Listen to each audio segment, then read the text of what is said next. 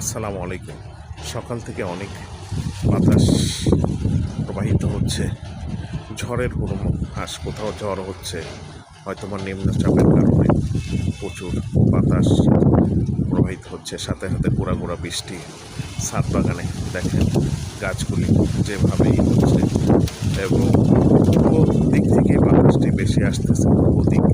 পূর্ব দিক থেকে এই বাতাস এবং প্রচণ্ড বাতাস মাঝে সাথে প্রবাহিত হচ্ছে, এবং গাছগুলি কেমন দোল খাচ্ছে। পরিবেশটাও ভালো, আকাশটাও মেঘলা, হালকা মেঘলা, গুড়ি গুড়ি বৃষ্টি। আকাশটাও ভালো, রৌদ্র নাই, রৌদ্রবিহীন আকাশ এবং মেঘলা আকাশ। ছাদ বাগান